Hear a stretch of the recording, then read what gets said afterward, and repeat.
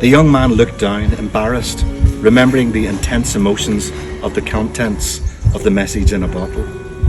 Patricia was familiar with the story Dr. Louise told of how 3 brothers, fishermen on the lake, saved her life by plucking her from the stormy waters. But until this moment, she did not know the identity of the men. Sometimes she even wondered if these enigmatic saviors had been real. In her dreams, they were mysterious angels who arrived from the mists of the lake and disappeared into the night. Dr. Louise told her the story of how the youngest brother found the bottle containing her note. "Thank you, Hassan," said Patricia, walking towards him. "You were a gift to me then, and you are a gift today." Patricia hugged Hassan, and they sat down together on the side of his boat. "How are you, madame?" asked Hassan. "You saved my life, and it is better now," said Patricia. "I do not wish to die. Today I want to live. Now I want to be happy." "I used to dream about you," said Hassan, "the beautiful lady in white in the lake. I kept the bottle to remind me of you. When I was a boy, during the genocide, I saw many dead bodies floating on this lake. For years I had terrible nightmares.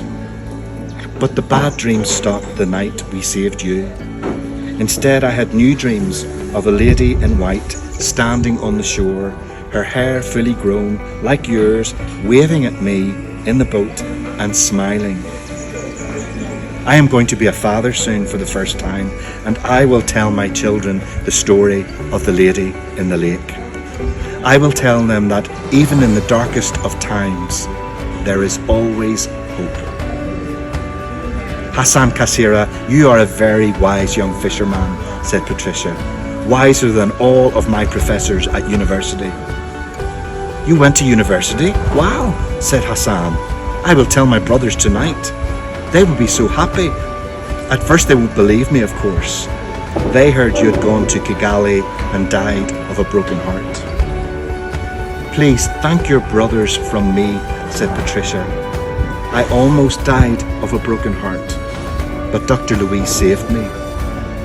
"Oh yes," said Hassan, "I remember that doctor, the kind woman at the hospital. She was determined to save you." "She is my best friend to this day," said Patricia. "Tell me this," said Hassan, deciding to go further than seemed appropriate for this first encounter. "You know, I read your note. I remember what you said about Hutus. Did you ever get justice for the devils who killed your family? I have read many books about the genocide. My brothers think I'm crazy to be reading so much when I'm not fishing." "Maybe you could go to university like me," said Patricia. Hassan shook his head, smiled and continued. "Did you go to a gacaca court?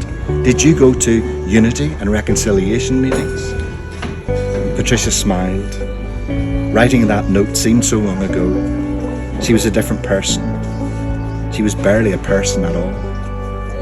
"I did get justice," she said.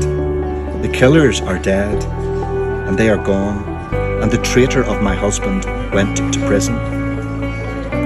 "Madame, I don't see any bitterness in you," said Hassan. "May I ask you, are you one of those survivors who has forgiven?" "Yes, I am," she replied. "I forgave the one who wronged me most, my husband's best friend, who betrayed him. And you will not believe this, but now," she hesitated. She had only just met this young man, but there was a softness in his spirit that she trusted. "And now what?" asked Hassan. "And now I have fallen in love with him." Hassan's eyes widened. "Wow, beautiful woman," he said. "In real life, you are even more special than in my dreams." "Really?" said Patricia, surprised by the encouraging response. "You give me hope for Rwanda, hope for my children. You are the true heart of Rwanda. Not the genocidaires of the 20th century, not those who hold their hatred and never forgive. You are the future." But there's one problem, brother, said Patricia. This man cannot accept my love. Patricia looked around on the sand and picked up a twig of driftwood. She broke the stick into 2 pieces. I was broken like this, she said, but I have been able to put the pieces back together.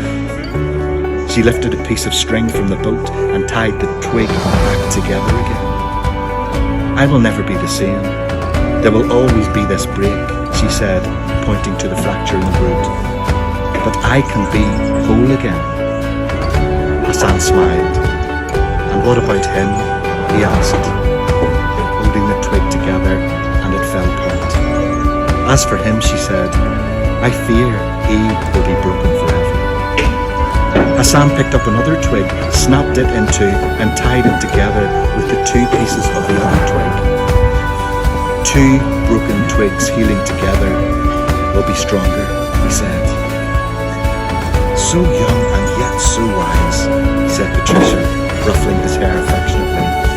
But I fear it is too late for him, and that means it is too late for us together. As she got up to go, Hassan took Patricia by the hand and said, Come back and see me again, please, madame. I want you to meet my brothers. I will, said Patricia. I want to thank your brothers in person, and I will bring you a gift of the best avocados in Rwanda. Hassan laughed. I cannot believe this has happened, he said. It was meant to be, said Patricia, and on this day, goodbye, wise fisherman. Goodbye, beautiful woman, said Hassan. And one more thing, Madame Patricia. Yes, she said. Sometimes the nets on the lake are fullest after the biggest storm.